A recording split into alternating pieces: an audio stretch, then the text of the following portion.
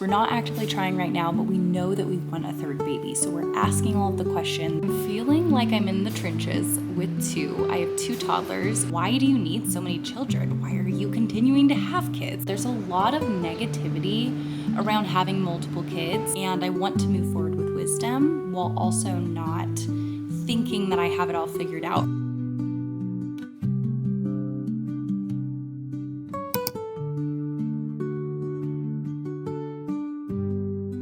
Hi friends, how's it going? Welcome back to my channel. Today I thought we would have a little bit of a casual chat about my honest fears, doubts, concerns about having a third baby. I think it is a really natural phase that I'm going through right now. I think it probably happens to a lot of women. It's just not always talked about, especially women who know, like me, who know that they want to have multiple kids, and it's kind of that phase in between having kids where you're being discerning and you're thinking through the pros and cons and timing and all of that.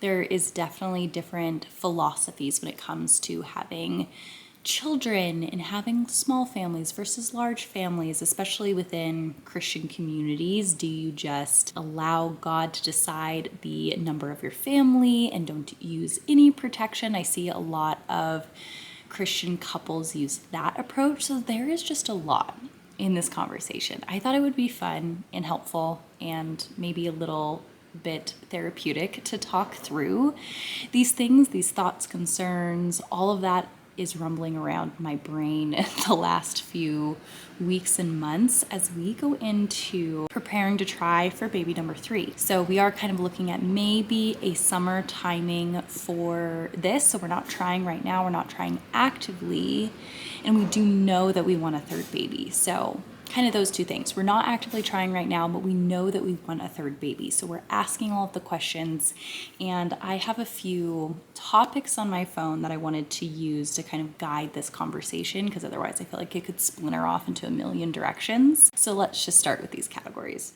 First kind of doubt, I guess, or area that brings up some concerns, fears, is just being already overwhelmed with 2 kids. Now, I think that this is probably pretty common that, at least for me, 1 did not feel incredibly overwhelming, but 2 has been really hard to find a rhythm. And I think it's just a completely different dynamic. Parenting 2 versus parenting 1, you get way more breaks when you're parenting 1 than you do with 2. And so it kind of shifts from a parent shifts of sorts with 1 to like an always on parenting mode with 2, I think, or at least that was my experience with it, is that I was able to have a lot more breaks of like, oh, sometimes Henry would be at his grandma's, or I could teeter-totter with my husband watching Henry, my first. And then there would be segments of time where I would have totally solo or alone. And those periods of time just significantly disappeared when I had 2, because it would either be like, okay, 1 kid is at grandma's, or if my husband has Henry, then I have Lucas, or if my husband has Lucas, then I have Henry. It just creates this always on mode of parenting. Just thinking like, okay, I'm feeling like I'm in the trenches with 2. I have 2 toddlers. So Henry is 3 and 4 months, and Lucas is almost 16 months old. And this was the time, Lucas's age, that we started trying, or actually this is the time that we conceived Lucas, is when Henry was 16 months old. It's just a very interesting thing to kind of reach and pass when we conceived Lucas in, and to just know like, okay, we know that we want a slightly larger gap because the age gap really was tough to be right at 2 years. We know that we want a slightly larger gap the next time, and so we're kind of plotting that, but it's like, how large of a gap do we do? So that kind of brings me around to one of the other topics, which is age and conception timing. I am not old by any means. I'm not reaching like menopausal age right now, but I did turn 30 this past year, and so it's very interesting to me to have that transition happen in the middle of having kids. My husband and I have always kind of roughly said we'll have between 2 and 4 kids, and we'll just take them one at a time. And so after having 2 boys, and it's not that we're trying for a girl, but we just knew and have talked many conversations together, even being in the trenches, that we both feel as though our family will get bigger, and that there's someone, I always describe it to like friends as there is someone I haven't met yet, and I know that there's someone I haven't met yet. And so I am confident that we'll have at least another and just deal with it one at a time, and most likely stop at 4. Although I'm always open to letting God influence our minds and decisions. I'm not set in stone based on anything that I can plan from my perspective at 30 right now. But that is kind of our thought, is that we'll probably have about 4, but take them one at a time. We've had 2 and we know that we'll have a third. Or know that we'll try to have a third. My 2 sons, I had them when I was in my 20s. And so just thinking like, okay, how is it going to be pregnant now in my 30s? Will my body react differently to it? I am slowly but surely aging. I am getting into a different season of life. I can tell that there are shifts in my body. I can tell specifically in my metabolism that there are shifts in my metabolism, and it's harder to lose weight, and the weight gets more stubborn. In this season of life, when I was in my 20s, I did not calorie count. I did not look at macros. I worked out hard and I ate what I wanted, and that was perfect for me, and I kept all the weight off doing that, and it was no problem. But being in my 30s now, it's definitely a different season in terms of how my body handles weight. And so with pregnancy comes a lot of tax on your body, which equals weight gain and then weight loss. But then there's also childbirth to consider, and I went through 2 natural unmedicated childbirths. And so just thinking, how is my body going to handle that when I'm in my 30s now?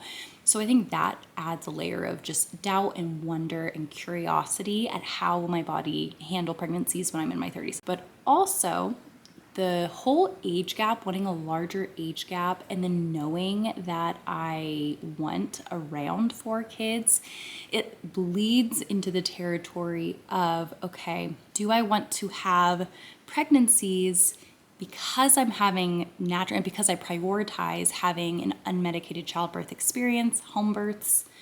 Do I want to tilt over into maybe the zone of having a geriatric pregnancy at 34? I believe it's 34. I will fact check this before I post this and then put down here if that's confirmed or denied.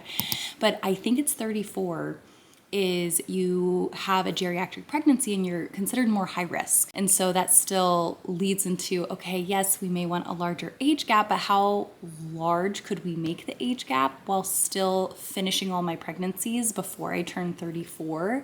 That's kind of in the back of my brain as well.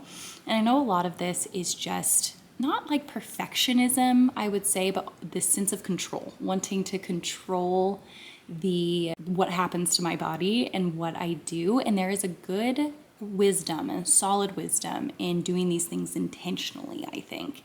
And I want to move forward with wisdom while also not thinking that I have it all figured out from my vantage point right now, like leaving room for God to work as God does. So other life things that potentially are adding to these, like just uncertainties. One is housing insecurity. I wouldn't really call it insecurity, but we live in a rental house right now, and we don't know if we are even going to be able to renew our lease in June. And so just thinking about having a 3rd baby and not knowing where the 3rd baby would live, if we're going to be in this house, if we're going to be mid-moving, you don't want to be like pregnant and moving, although a lot of women do that. You don't want to have to move right when you have a newborn or you're postpartum. And so just that insecurity just adds a lot of question. The need for margin in life just goes into the overwhelm with 2. And so when I say need for margin, I mean, I know that there's going to have to be margin created in order to create room and space for a new life. Like, I mean, physically we have this, if we continue living in this house, we'll have the space for a 3rd baby.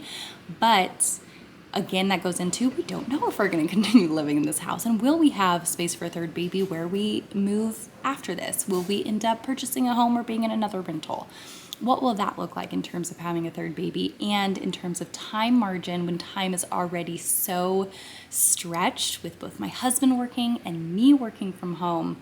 It just begs the question, okay, is something going to have to shift in order to make room for that 3rd baby? You hear this wind outside on this camera because the wind is absolutely blowing right now. So that all just kind of goes into my 3-year-old may start preschool in August. And if he does, that would provide more margin in terms of he would be gone 3 mornings a week during my work day. That would provide more margin in order to handle a new life at home potentially. But is that going to be enough margin created? We are most likely looking at paying for childcare because we have been blessed so far by partial childcare from my mom, and we just know that having a 3rd baby, if we both continue working full time, we're going to need to pay for childcare at that point. It's just going to have to happen in order to create that margin. So it's just the question of margin. I think it really just comes back to, and this is just my perspective as a Christian, kind of observing patterns of the world and picking up on how people are talking about having babies and stuff, is I just really see that there really is just an attack on families. There's an attack on having large families. I think families reflect God beautifully, holistically. And I think that the financial burdens of this world, the fears of this world, there's a lot of negativity around having multiple kids. And there's almost this attack on those who choose to have larger families. And that creates this cause of concern and this fear and this analysis paralysis, honestly, around having children. And it makes it, rather than coming in to support the family structure and support mothers deeper, there is this judgment, especially when you start hitting the multiples of like 3, 4, 5, 6 kids.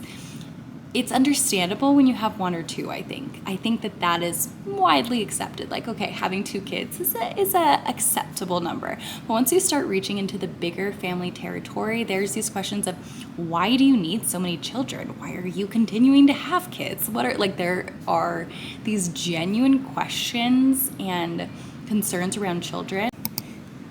Speaking of babies, this one just woke up from his nap. What's that?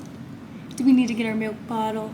Yeah, let's do it. But just to kind of round out this conversation, yes, there are honest fears and doubts from many different avenues of life. Finances, can my body handle it? Are we being responsible? Reflecting on all of this.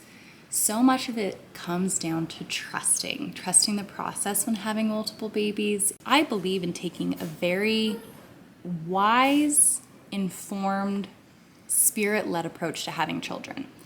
I think that there is balance in everything, and swinging too hard one direction or another, there can be harm in that. And just taking it as an individual thing, I don't know what God has called for every individual in terms of having families, but I know that God loves families, and I know that for certain people, that may mean a larger family size than for someone else, and that He has a specific number in mind of the amount of kids I'm meant to have with my husband Paul and the family that we're meant to build together.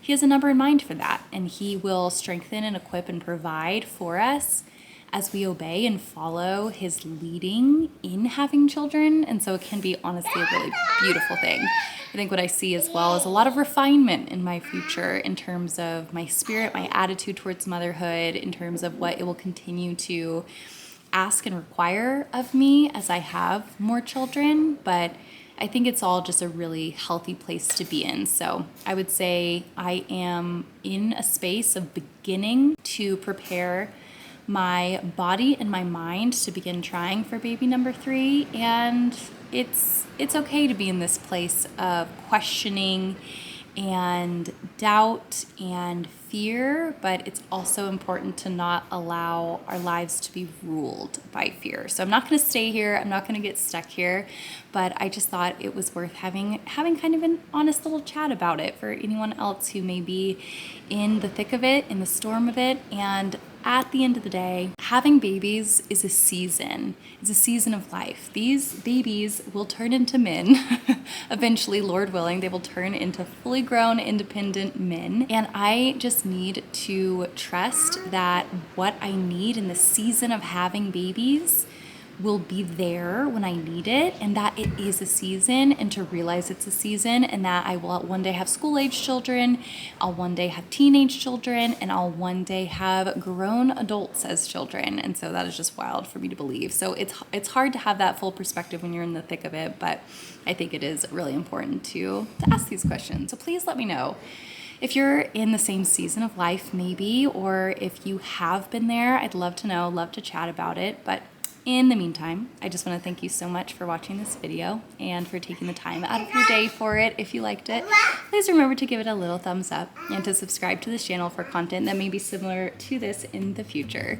I cannot wait to catch you on the next video. Bye, friends.